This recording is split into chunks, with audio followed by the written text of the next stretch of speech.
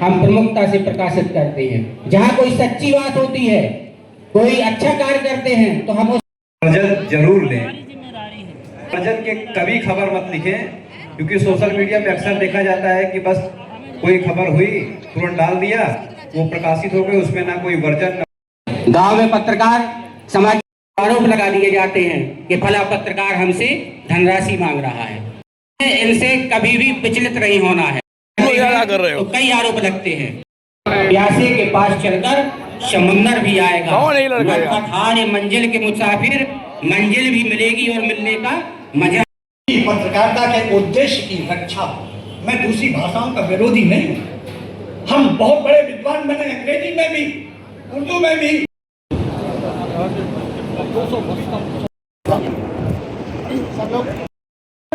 Law college पर का मामला आया था, निदेशक उसमें मुझे डांट मिली थी कि तुम्हें नहीं मालूम कि निर्देशक निदेशक में क्या अंतर है। तो वास्तविकता यह है कि एक चांद बिंदी और एक ऊपर का राह बहुत बड़ा फर्क ले आता है। और जो खबरों पे इन्होंने एक बात और अच्छी तरह बोली, जल्दबाजी में खबर आप मत लिखिए। जब तक पक्ष, भाई हम तो एप्लीकेशन देने वाले हैं तो हम तो आरोप लगाएंगे, लेकिन जिसके ऊपर आरोप लगा रहे हैं उसका पक्ष भी हमें लेना जरूरी है। क्योंकि पत्रकार कोई पार्टी नहीं होता, पत्रकार कोई न्यायाधीश नहीं होता, पत्रकार आपकी बातों को लेके जाता है। तो हमारी जिम्मेदारी है, अगर राहुल निगम के ऊपर कोई आरोप लगा रहे सरोज त्रिपाठी जी, तो सरोज त्रिपाठी जी की खबर सचिन चतुर्वेदी जी द्वारा एक बार मुझे कॉल करके पूछे अगर आपके ऊपर ये जो आरोप लगे सत्य है कि झूठ है, तो जो होगा वो लिखा जाएगा, लेकिन पक्ष जरूर होना चाहिए। और इसी बात में आगे की कड़ी में मैं फिर बुलाना चाहूंगा जो कुछ साथी हमारे रह गए थे प्रशस्ति पत्र के लिए, राकेश। और बुंदेलखंड के सभी जिलों में ब्यूरो होने के नाते मेरी यात्रा महोबा से लेकर के हमीरपुर में 3 साल में रहा। उसके बाद इधर साल भर से करीब सफर मेरा यहाँ एक दूसरे संस्थान में जारी है। हालांकि इस यात्रा में ग्रामीण पत्रकार एसोसिएशन की तरफ से पहले भी सुमेरपुर में आयोजित हुए कार्यक्रमों में कई बार मुझे आमंत्रित किया गया, लेकिन समय गति या कहें कि ऐसा संयोग रहा कि कभी देवी प्रसाद जी से सीधे मेरा मिलन तो नहीं हुआ, लेकिन मैं इतना जरूर कहूँगा कि वो मेरी लेखनी और वो बहुत सारी चीज़ें देखते रहे और जानते रहे। जो चीज़ें 3 साल में मैंने हासिल किया, ये जो अमर उजाला में ब्यूरो के दौरान तो बहुत सारे सरोकार की बातें उठाई, तो लोगों ने हमें बहुत सारे संदेश भेजे कि आपने हमको लेकर के ऐसी बातें कही, मुझे अच्छा लगा। और आज फिर उसी यात्रा पे आज यहाँ पर हूँ, यहाँ भी आमंत्रित किया गया, तो आज भी संयोग से हमारी मीटिंग के लिए ऑनलाइन जुड़ने के लिए कॉल आ गया, तो मैं 12 बजे से फिर मुझे जुड़ना था, तो मैं करीब 1 बजे के आसपास फ्री हो पाया। परंपरा का निर्वाह करना चाहते हैं, सत्य की परंपरा का निर्वाह करना चाहते हैं और भारत के भविष्य में हिंदी का इतिहास जो रहे उसके लिए काम करना चाहते हैं, तो निश्चित रूप से आज ये संकल्प लेना चाहिए कि हम पढ़ेंगे ज्यादा, लिखेंगे कम। मेरी बात आप समझ रहे हैं? मेरे एक संपादक थे मेरे साथ में, इंद्रभूषण वाजपेयी। हम रात को पहले तो इतने संसाधन नहीं थे, सारी खबरें वहीं आती थी केबल में, वहीं उसको संशोधित करना होता था। तो जब 11 बजे पेज फाइनल हो जाता था तब वो कहते थे चलो देवी प्रसाद आपको चाय।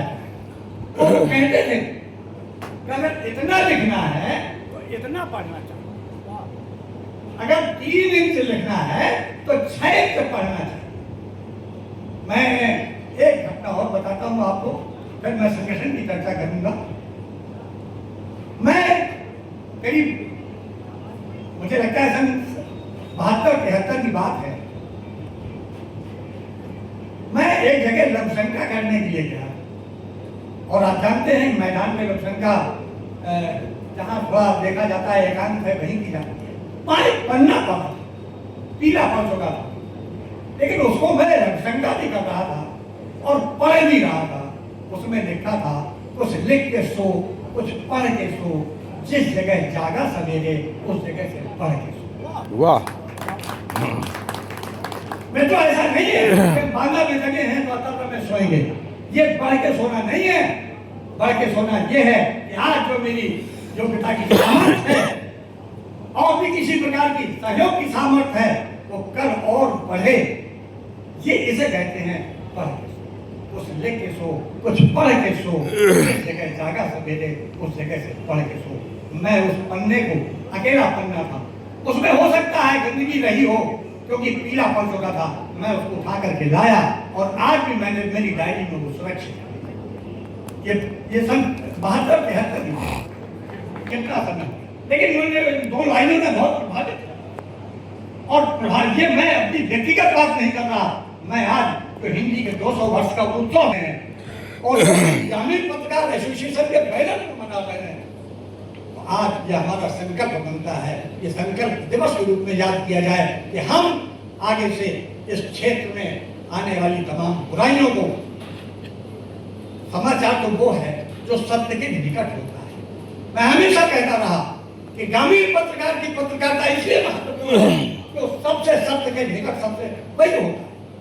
आप अभी बिसंडा में कोई घटना घट जाए तो उसे वहां का रिपोर्टर आगे बढ़ाएगा, उसे कोई दिल्ली का पत्रकार लिफ्ट कर सकता है उसकी गुणवत्ता के कारण, फिर वो छा जाएगा। लेकिन वो जो बिसंडा का पत्रकार है, वो जो अतर्रा और गरैनी का पत्रकार है, वो जो मोदाहा और पनवाड़ी का पत्रकार है, वो पीछे रहा। लेकिन सत्य के सर्वाधिक निकट रहने वाला पत्रकार वही है। तो सत्य अगर समाचार है तो वह कहीं भी जाए अब गुणवत्तापूर्ण ही माना जाए। क्षेत्र और कर्मयोगी के स्वरूप में उनकी पहचान शायद ही कोई जानता होगा। ये हमारा सौभाग्य रहा कि बांदा और हमीरपुर की धरती में ऐसे व्यक्तित्व, ऐसे प्रतिभावान शक्तियां हमारे यहाँ उपज लिए हैं, जन्म लिए हैं, जिनके कारण हमारे बहुत सारे साथी और इस जिले के भी पत्रकारों ने एक अभियान, एक मिशन चलाया, वो भी देवी प्रसाद जी के पीछे पीछे चलकर। और आज ये भी मैं आपको अनुभव शेयर कर दूं, क्योंकि कार्यक्रम हमारे जनपद का ही है, किसी कोई ऐसा फील न करे कि, लेकिन शोभा को शोभायमान बढ़ाने के लिए कुछ योग्यताओं की जानकारियां अगर हम नहीं दे पा रहे हैं तो उसमें हमारी त्रुटि पाई जाती है। इसलिए मैं ऐसे योग्य और ऐसे पुरोधा और ऐसे मिशन के, जो मिशन को इतना महान बनाने का कार्य किया है कि मेरे पास शब्द तो बहुत है लेकिन समय कम है। शब्द मेरे पास उनके लिए और उनकी कार्यशैली के लिए और उनके किए गए पद पद की जानकारी देने में मैं समर्थ हूं, किंतु समय का थोड़ा, क्योंकि भोजन की परिस्थितियां प्रारंभ हो चुकी हैं, मैं इतना ही कहूंगा कि अब भोजन हो रहा है तो होने दीजिए, लेकिन लोग कानों से तो सुन रहे हैं तो उनका ठीक है, उनका बोलना ही बहुत है।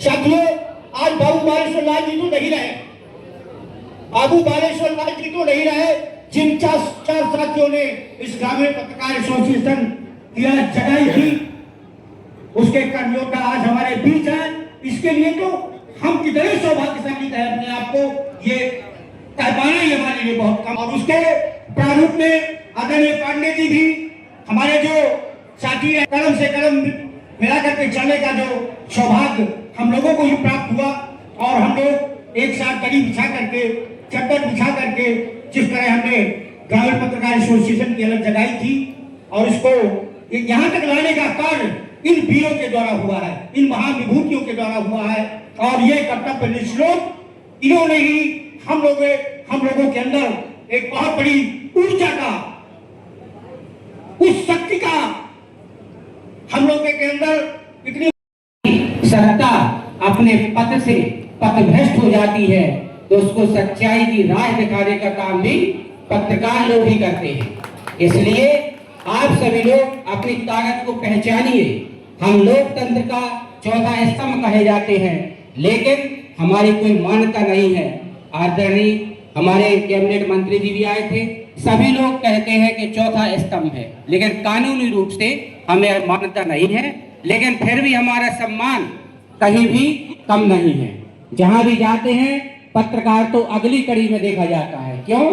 क्योंकि हम गरीब तबके की आवाज बनते हैं, हम पीड़ित किसान की आवाज बनते हैं, हम पीड़ित नेता की आवाज बनते हैं, लेकिन पीड़ित पत्रकार की आवाज बनने के लिए समाज की हर कड़ी टकराती है। हमें इसको भी ध्यान में रखना है।